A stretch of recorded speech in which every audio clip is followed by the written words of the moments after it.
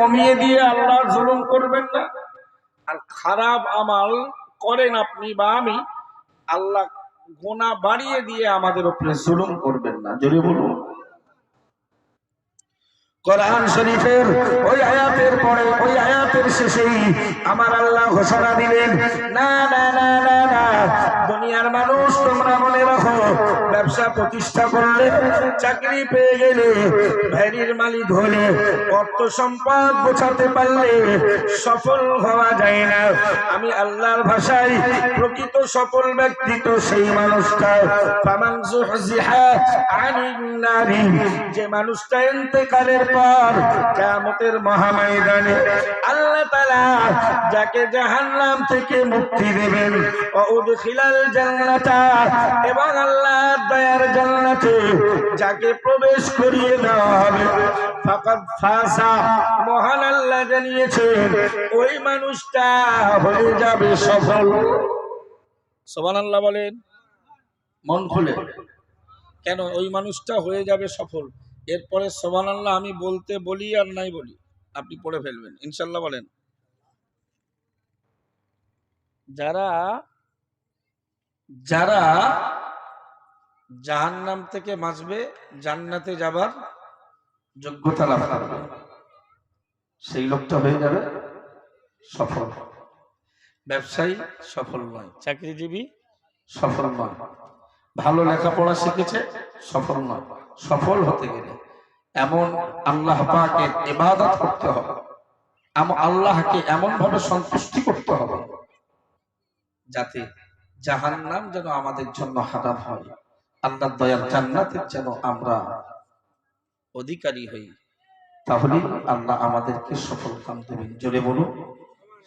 আয়াতের একদম শেষেই মহান আল্লাহ জানিয়েছেন, ওয়ামাল হায়াতুদ দুনিয়া ইল্লা মাতাউল গুরুর। ও বিশ্ববাসী মনে রাখো, ও আল্লাহর ইমানদার মুসলমান বান্দা বান্দির দল মনে রাখো, মহান আল্লাহ জানালেন ওয়ামাল হায়াতুদ দুনিয়া ইল্লা মাতাউল গুরুর। পৃথিবীর জীবনটা না না না না না কিছুই নাই তো, কেবলমাত্র ধোঁকার জায়গা। একটু জোরে বলুন নাউজুবিল্লাহ। কথা কার? কথাটা কার? এখন আব্দুর রাকিব যেটা আপনাকে শোনাচ্ছে, ওটা আব্দুর রাকিবের কথা না আল্লাহর কথা? আমরা ওয়ারাসাতুল আম্বিয়া হিসাবে দায়িত্ব পালন করছি, নবীদের উত্তরাধিকার হিসাবে দায়িত্ব পালন করছি। কারণ নবী বলেছেন, বাল্লিগু আন্নী ওয়ালাউ আয়া, আমার কাছ থেকে যা তোমরা শুনেছো শিখেছো পৌঁছে দাও, যদিও সেটা একটি আয়াত হয়। সুবহানাল্লাহ বলেন। আমরা ন্যূনতম পক্ষে নবীর সেই দেওয়া অর্পিত দায়িত্ব পালন করছি। আল্লাহ বললেন পৃথিবীর সবাই মরবে, মরার পরে পূর্ণাঙ্গ পুরস্কার দেওয়া হবে, খারাপ এন্ড ভালো, ভালো এবং খারাপ।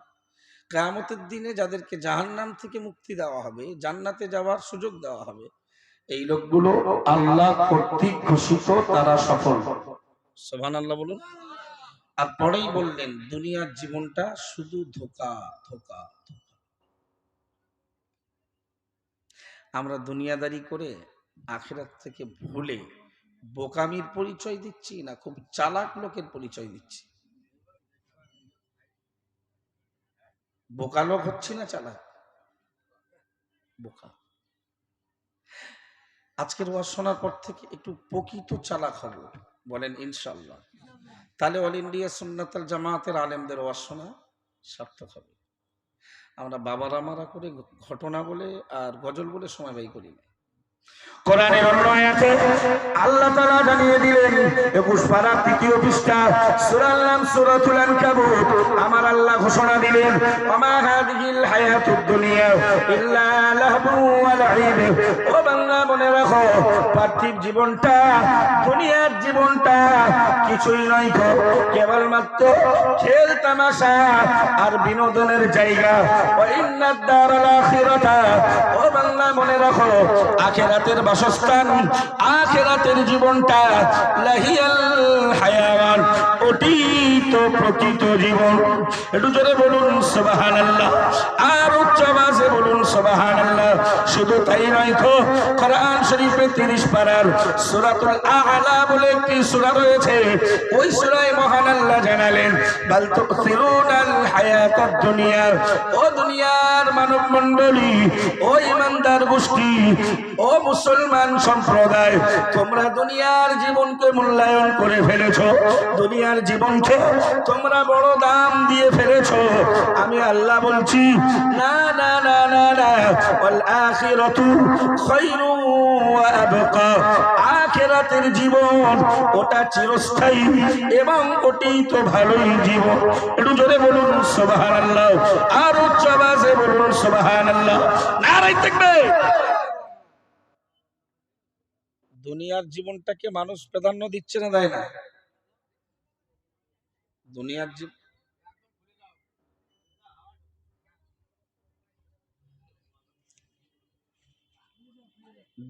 জীবন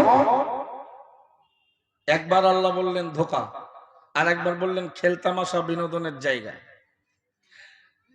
আর আখিরাতটা হলো স্থায়ী এবং খুব ভালো একটা জায়গা। যদি বলুন, আখিরাতের ভিতরে বান্দার কোনো দুঃখ পাওয়ার জায়গা নেই, কষ্ট পাওয়ার কোনো মৌকা নেই। কেউ মারবে, ধরবে, ছিনতাই করবে, কেউ আত্মসাৎ করবে, এই ভয়, এই চিন্তা নেই। সুবহানাল্লাহ বলেন। কোরআন বিবরণ দিয়েছে ইন্নাল্লাযীনা ক্বালু রাব্বুনাল্লাহু থুম্মা ইসতাকামু ফালা খাউফুন আলাইহিম ওয়ালা হুম ইয়াহজানুন। আমার আল্লাহ কোরআন শরীফের 26 পারার 2য় পৃষ্ঠা, সূরার নাম সূরাতুল আহকাফ, মহান আল্লাহ জানিয়েছেন ইন্নাল্লাযীনা ক্বালু, নিশ্চয়ই যারা বলল রাব্বুনাল্লাহু, আমাদের রব, আমাদের প্রতিপালক আল্লাহ, সুম্মা ইসতাকামু, অতঃপর ওই কথাটির উপরে স্থির হয়ে গেল, যারা ওই কথাটির উপরে অবিচল মজবুত হয়ে গেল, মহান আল্লাহ বললেন ফালা খাউফুন আলাইহিম, ওই মানুষগুলোর দুনিয়া আখিরাতে কোনো ভয় নাই, ওয়ালা হুম ইয়াহজানুন, দুনিয়া আখিরাতে তাদের কোনো চিন্তা নাই। একটু জোরে বলুন সুবহানাল্লাহ, আর উচ্চ আওয়াজে বলুন সুবহানাল্লাহ।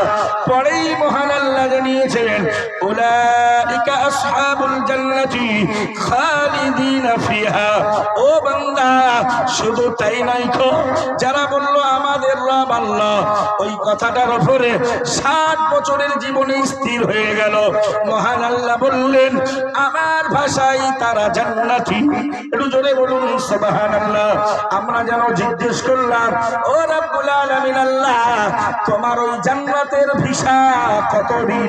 পরেই মহান আল্লাহ জবাব দিলেন খালিদিনা ফিহা, চিরস্থায়ী ভিসার জান্নাত। আরো মন খুলে আমরা যেন আল্লাহকে আবার জিজ্ঞেস করলাম ও রব্বুল আলামিন আল্লাহ, ওই চিরস্থায়ী ভিসার জান্নাত কেন আমাদেরকে দেবেন?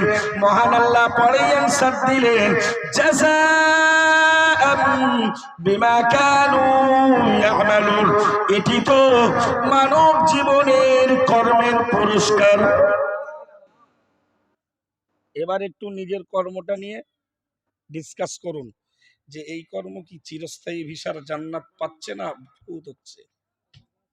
এদিক ওদিক করলে ওয়াজ বসবেন না, এইদিকে এই চেহারাটা দেখুন আর কান দিয়ে শুধু এই আওয়াজটা শুনুন, তা নাহলে সব মাথার ওপর দিয়ে বয়ে ভেড়িতে এচড়ে পড়বে। আমার দিকে তাকিয়ে থাকুন আর মনের কান দিয়ে ওয়াজ শুনুন। আমি গল্প করছি না, কোরআন পড়ছি। আল্লাহর কোরআন বলেছে ইদা কুরিয়াল কোরআন, যখন কোরআন পড়া হবে, কোরআন শোনানো হবে, ফাসতামিউ লাহু, এই কান দিয়ে শুনলে হবে না, আল্লাহ বললেন মনের কান দিয়ে শোনো। মন খুলে, আরো মন খুলে। আর কি বললেন? ওয়া আনসিতু, নিশ্চুপ হয়ে যাও, নীরব হয়ে যাও, ভদ্র হয়ে যাও, নম্র হয়ে যাও, লাআল্লাকুম তুরহামুন, উপরে আল্লাহর রহমতের সাগর থেকে রহমতের বৃষ্টি নাযিল হয়ে যাবে। সুতরাং এদিক ওদিক नहीं करना चाहिए, इधर देखना उधर देखना कैसा है, नो। যারা আসেনি ওটা তারা করবে, যারা এসেছেন মন প্রাণ শ্রবণ শক্তি দৃষ্টি শক্তি এই মুহূর্তে আমার জন্য উৎসর্গিত করতে লাগবে। তা নাহলে ওয়াজ মাথার উপর দিয়ে আসলে সেই ভেড়ির মাঝখানে চলে যাবে। এদিকে ভেড়ি না ভাটা? আমার কথা বুঝতে অসুবিধা হচ্ছে? কষ্ট পাচ্ছেন? আরে এতক্ষণ বসে থাকবেন, যদি আমার কথাটা নাই বা বোঝেন তাহলে লাভটা কি? কেন বসে থাকবেন? এই টাইমটা তো ঘুমালে আপনি শান্তি পেতেন। ঘুমও তো একটা ইবাদত, ইমানদারের ঘুমও। যদি আমরা পরিষ্কার পরিচ্ছন্ন পবিত্র হয়ে সুবহানাল্লাহ আলহামদুলিল্লাহ পড়তে পড়তে আল্লাহুম্মা বিইসমিকা আমুতু ওয়া আহইয়া এই দোয়া পড়ে শুরিয়ে পড়ি, ওই ঘুমটাও ইবাদত। এবং ওই ঘুমের শেষ সীমা হলো আসসালাতু খায়রুম মিনান নাওম। এই ঘুমটা ইবাদতে শামিল হয়ে যায়। যদি বল আল্লাহর নাম দিয়ে যারা ঘুমিয়ে পড়ে আর আল্লাহর নাম শুনে যারা আবার আল্লাহর জন্য জাগ্রত হয়, তাদের ঘুমটা ঘুম নয় তো, তাদের ঘুমটা ঘুমের ভেতরে আল্লাহ তাদের ইবাদতের সওয়াব নসিব করে দেন। সুতরাং ঘুমোতে পারতেন যদি ওয়াজ নাই শুনবেন। আওয়াজ শোনানো ওয়াজ অল ইন্ডিয়া সুন্নাতাল জামাতের মাগরিবে বাঙ্গাল আঞ্জুমানে ওয়াইজিনের আলেমরা করে না, এতে বিশ্বাসী নয়। এক পিস গজল পড়বো না, ওয়াজ করার জন্য দাওয়াত দেওয়া হয়েছে, শিল্পী হিসেবে নয়। এবং ডায়মন্ড হারবার থেকে মালঞ্চ মানে বিনা ডিমান্ডে কত হুজুর আছে 25,000 টাকা বাজিয়ে 5,000 টাকা অ্যাডভান্স, রাস্তায় বার হবে 20,000 মারলে আসবে, নালে ব্যাক। What is this? এগুলো ওয়াজ নাকি জাতির গলায় ছুরি চালানো হচ্ছে, কোরআন হাদিস বিক্রি করা হচ্ছে? ঠিক বলছি না ভুল? এইরকম বক্তার ওয়াজে শ্রোতা সব তক্তা তৈরি হবে, খলুসিয়াত থাকতে হবে। আল্লাহ যদি তকদিরে কিছু রাখে কারোর ছিনিয়ে নেওয়ার ক্ষমতা, আর তকদিরে যদি না থাকে, পৃথিবী যদি আপনার পক্ষে দাঁড়িয়ে ইনকলাব জিন্দাবাদ স্লোগান দেয়, আপনি পাবেন না, পাবেন না, পাবেন না। ঠিক না ভুল? প্রিয় নবী মুহাম্মদুর রাসূলুল্লাহ সাল্লাল্লাহু আলাইহি ওয়াসাল্লাম সাহাবী হুজুরদের মাঝেই ছিলেন। তিনি একদিন সাহাবীদেরকে বললেন, ও সাহাবীরা, মাইয়াখুযু আন্নি হাউলাইল কালিমাতি ফায়ামালু বিহিন্না আও ইউআল্লিমুহুন্না মান ইয়ামালু বিহিন্না আও কামা ক্বালা আলাইহিস সালাম। আল্লাহ পাকের নবী মুহাম্মদুর রাসূলুল্লাহ সাল্লাল্লাহু আলাইহি ওয়াসাল্লাম সাহাবীদের মাঝেই রয়েছেন। আর সাহাবীদের লক্ষ্য করে বললেন, ও আমার সাহাবীরা, আমি নবী মুহাম্মদুর রাসূলুল্লাহ সাল্লাল্লাহু আলাইহি ওয়াসাল্লামের কাছ থেকে এই কালিমাগুলো, এই বাক্যগুলো কে আছো শিখে নেবে, তার উপরে আমল করবে, অথবা এমন মানুষকে সে শেখাবে তারা ওই কথাগুলো মেনে চলবে। একটু জোরে বলুন সুবহানাল্লাহ। দুরন্ত কথা। এরকম একটা মাজলিসে সাহাবীরা আছেন, রাসূল বিদ্যমান। সাহাবীদের ডেকে বললেন, ও সাহাবীরা, কে আছো? আমার কাছ থেকে কিছু শিক্ষা গ্রহণ করে নিজে আমল করবে, অথবা লোককে শেখাবে, তারা আমল করবে। সুবহানাল্লাহ বলেন। সাহাবীদের ভেতরে চূড়ান্ত পর্যায়ের একজন মুহাদ্দিস, হেড অফ দ্য ডিপার্টমেন্ট, হযরত আবু হুরায়রা রাদিয়াল্লাহু তাআলা, তার হাদিস, তিনি সব থেকে রাসূল থেকে যত সাহাবী হাদিস বর্ণনা করেছেন, সব থেকে বেশি হাদিস বর্ণনা করেছেন প্রিয় নবী সাহাবী আবু হুরায়রা রাদিয়াল্লাহু তাআলা, 5374টি। সুবহানাল্লাহ বলুন। মুখস্থ রাখুন। কোন জায়গায় কুইজ কম্পিটিশন হলে যদি প্রতিযোগী না বলতে পারে, অনেক সময় বলে অডিয়েন্স, জনসাধারণ কেউ আছেন, সেদিন বলবেন ইনশাআল্লাহ। বলেন 5374টি হাদিস বর্ণনা করে প্রিয় নবী আদর্শের সাহাবী হযরত আবু হুরায়রা, কি নাম? আবু হুরায়রা, তিনি হাদিস বর্ণনাকারীদের প্রথম স্থান দখল করেছেন। তিনি দাঁড়িয়ে বললেন, ইয়া রাসূলুল্লাহ, হাবিবাল্লাহ, আমি আবু হুরায়রা ওই কথাগুলো শিখে নিতে প্রস্তুত রয়েছি। আল্লাহ পাকের নবী মুহাম্মদুর রাসূলুল্লাহ সাল্লাল্লাহু আলাইহি ওয়াসাল্লাম ওয়াসাল্লামের প্রিয় সাহাবী আবু হুরায়রা হুজুর এবার বর্ণনা দিলেন আল্লাহ পাকের নবী মুহাম্মদুর রাসূলুল্লাহ সাল্লাল্লাহু আলাইহি ওয়াসাল্লাম ফাআখাযা বিয়াদি হুজুর আমার হাতটা ধরে ফেললেন ও আদ্দা খামসা আর পাঁচটা উপদেশ নবী আমাকে শুনিয়ে দিলেন। একটু জোরে বলুন সুবহানাল্লাহ। কবরবাসীদের রুহের মাগফিরাত, কবরবাসীরা যাতে শান্তিতে থাকুক আল্লাহ কবুল করেন বলেন। কিন্তু আপনি আমি একদিন কবরবাসী হব নাকি হব না, তাহলে কেউ দোয়া করুক আর সবরেশনী নাই করুক, কেউ আমাদের জন্য ইসালে সওয়াব করুক চাইবা নাই করুক, আমরা এই 5টা বাক্য উপদেশ শিখে ওখানে ঘুমাবো। সবরেশনী আমার পক্ষে হোক আর নাই হোক, যেন আল্লাহ ওখানে আমাদের শান্তিতে রাখেন, বলুন ইনশাআল্লাহ। প্রিয় নবীর সাহাবী আবু হুরায়রা রাদিয়াল্লাহু তাআলা আনহুর হাতটা ধরে আমার নবী পাঁচটা উপদেশ শোনালেন। এক নম্বরে নবী বললেন ইত্তাকিল মাহারিবা তাকুন আ'বুদান নাস আও কামা ক্বালা আলাইহিস সালাম। আল্লাহ পাকের নবী মুহাম্মদুর রাসূলুল্লাহ সাল্লাল্লাহু আলাইহি ওয়াসাল্লাম আবু হুরায়রাকে বললেন, এ বাবা আবু হুরায়রা, তুমি হারাম ছেড়ে দাও, হারাম তোমার জীবন থেকে মুছে ফেলো। আমি আল্লাহ নবী বলছি, তুমি হয়ে যাবে মানব জাতির ভেতরে যুগ শ্রেষ্ঠ আল্লাহর আবেদ। একটু জোরে বলুন সুবহানাল্লাহ। আল্লাহর ভালো আবেদ হতে গেলে সারা জীবনে তাহাজ্জুদ পড়লে শুধু হবে না, বছরের 5 দিন বাদ দিয়ে সারা বছর নফল রোজা রাখলে, 1 বছর ফরজ হজ, পরের বছর উমরা করলে, সম্পত্তির অর্ধেক সয় সম্পত্তি দান করে দিলে আল্লাহর ভালো আবেদ হওয়া যাবে না। কতক্ষণ? যতদিন হারামগুলো ভিতর থেকে না মুছবে। নামাজি আছে দেশে, নামাজি নেই তা না, আছে, সংখ্যায় কম, কিন্তু এই নামাজিগুলো কি খুব কনক্রিট নামাজি? হারাম টারাম আছে ভেতরে, আছে না নাই? হারাম থাকলে নামাজ। রোজাদারের এই তাপপ্রবাহের দিনে রোজাদারের সংখ্যা যথেষ্ট, কিন্তু রোজাদার হারাম ছেড়েছে কি? সুদ, ঘুষ, মিথ্যা, জেনা, ব্যভিচারী, পরের মাল আত্মসাৎ করা, মানুষকে কটু কথা বলে কষ্ট দেওয়া, মদ, জুয়া, এগুলো না ছাড়লে হতে পারে রোজাটা ডায়েট কন্ট্রোল হয়ে যাবে।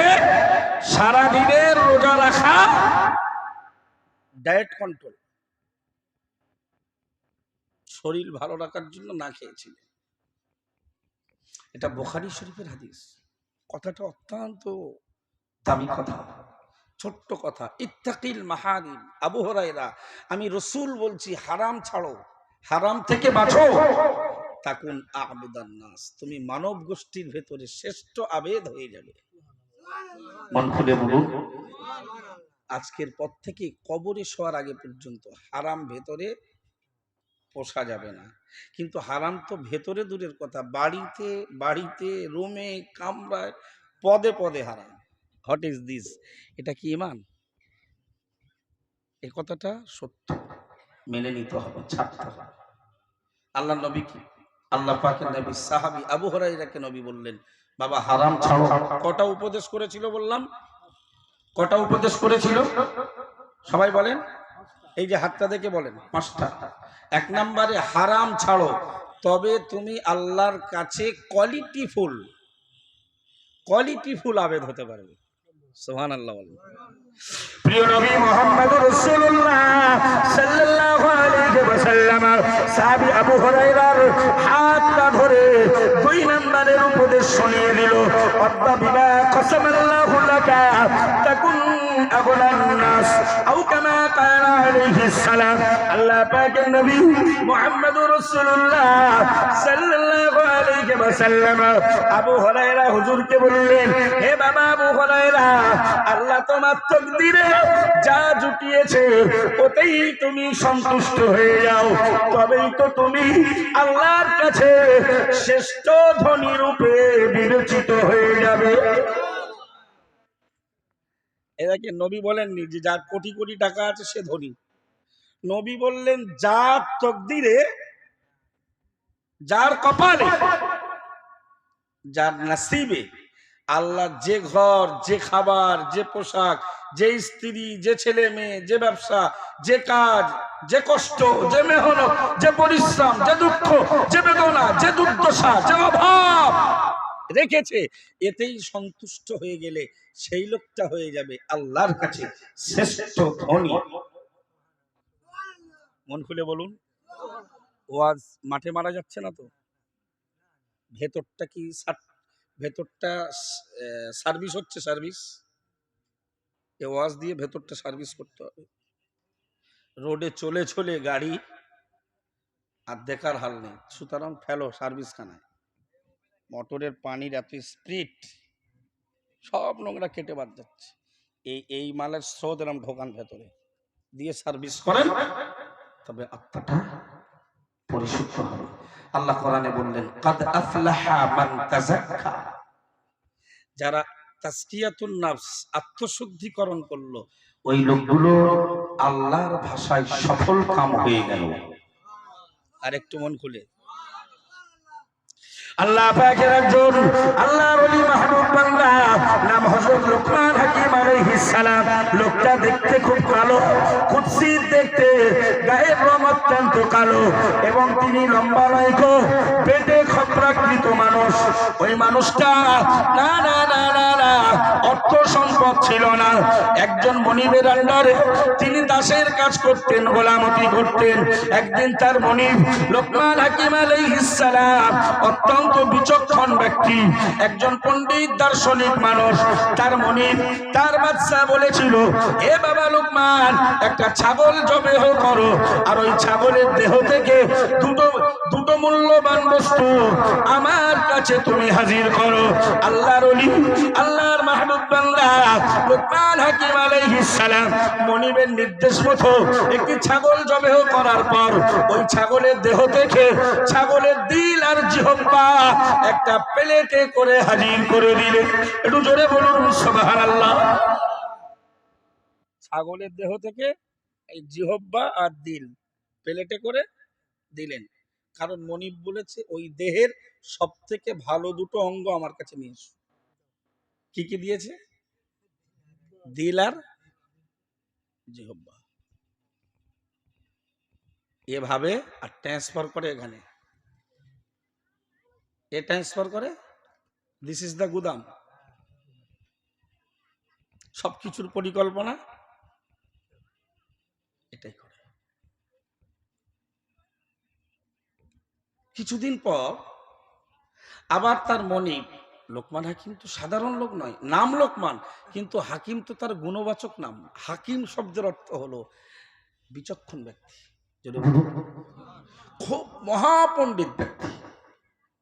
তো তার আচার আচরণ, নম্রতা, ভদ্রতা, একটা বাড়ির কাজের লোককে দেখে বাড়ির মালিক বুঝবে না যে ও ছেলেটার কি কোয়ালিটি আছে? ভালোই বুঝবেন। কারা কথা বলে এখন পেছনে?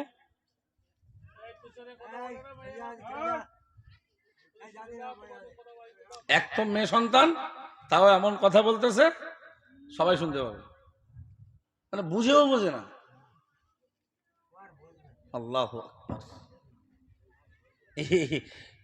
আল্লাহ পাক নারী জাতি যদি একটু শুধরাতো, বিশ্বাস করুন জাতি শুধরে যেত।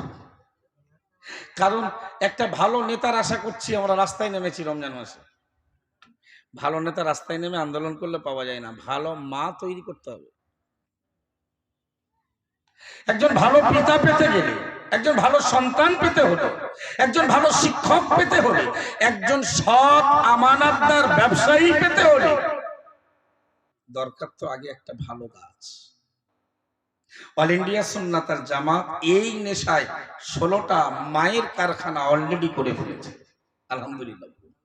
যার একটি মুফতি রজব আলী সাহেব চালান, 1000 মা পড়াশোনা করে। আল্লামা রুহুল আমিন রাহমাতুল্লাহ আলাইহি স্মৃতি খাদিজাতুল কুবরা বালিকা এতিমখানা ও মাদ্রাসা। আমি গুনাহগার, বারাসাত মধ্যম গ্রাম থানার অন্তর্গত বাগবাড়িয়া গ্রামে দাদা পীর কেবলার আম্মা জান মুহাব্বতুন নিসা স্মৃতি হালিমাতুস সাদিয়া বালিকা মাদ্রাসার রাখা। আমরা ওয়াজ করে ব্যবসা করে খাই না। আমাদের ওয়াজের একদিকে যেমন ডিমান্ড থাকে না, আবার পরের দিন আমাদের মাথা যন্ত্রণা থাকে। বাচ্চাগুলো পড়াতে হবে, খাওয়াতে হবে। এটা আমার দাদা পীর কেবলার আদর্শ, পাঁচ হুজুর কেবলার আদর্শ, এটা আমার আল্লামা হুজুরের আদর্শ। যদি বলুন সেই আদর্শে আদর্শিত মহামান্য মুফতি আব্দুল কাইয়্যুম সাহেব হুজুর, আমরা তারই চরিত্রে চরিত্রবান। কিন্তু আজকে জাতি মাঠে নেমেছে ভালো নেতা খুঁজবে। ভালো নেতা খোঁজার জন্য আগে ভালো মা তৈরি করতে হবে, ভালো পিতা তৈরি করতে হবে। ভাই আমার হযরত লোকমান, নাম লোকমান, দেখতে কালো, গায়ের রং কালো, দেখতে খুব কুৎসিত, বেটে, কোনো মূল্য নেই লোকের কাছে, কিন্তু আল্লাহ তার এত বিচক্ষণতা দিয়েছেন। মনি পড়ে আরেকদিন বললেন, হাক লোকমান, আরেকটা ছাগল জবেহ করে ওই দেহ থেকে দুটো নিকৃষ্ট অঙ্গ নিয়ে এসো। আল্লাহর ওলি বান্দা, আল্লাহর প্রিয় মাহবুব বান্দা, একজন আল্লাহর বিচক্ষণ বান্দা লোকমান হাকিম আলাইহিস সালাম আর এক বিন্দু দেরি করলো না খো, এক বিসর্গ বিলম্ব করলো না খো। মনিবের নির্দেশ মতো আবার একটি ছাগল জবেহ করে ওই ছাগলের দেহ থেকে জিহ্বার দিলটা একটা প্লেটে করে বাদশার দরবারে হাজির করে দিলেন। সুবহানাল্লাহ বলেন। আচ্ছা, যেদিন ভালো দুটো বস্তু আনতে বলেছিল, কি এনেছিল? যেদিন দুটো ভালো অঙ্গ আনতে বলেছিল, কি এনেছিল? সবাই বলেন। জিহ্বা। এই এমাল এর ধার নেই, দাঁতে এ কেটে যায় অনেক সময়, জিভে কামড় মারি আমরা, হ্যাঁ। কিন্তু এই জিনিস আল্লাহ এমন জিনিস দিয়েছে, এতে মানুষের ভক্ত হয়। সুবহানাল্লাহ বলুন। আবার এর এই খুর চালানোতে এমন এমন আঘাত হয় যে আঘাতের আর প্রতিষেধক থাকে না। আমরা আরবি গ্রামার পড়তে গিয়ে একটা কথা পড়েছি, আরবি ভাষা ল্যাঙ্গুয়েজ শিখতে গিয়ে কাফিয়া নামীয় এক সাহিত্যের কিতাবে, গ্রামারের কিতাবে আমরা একটা প্রবাদ পড়েছি,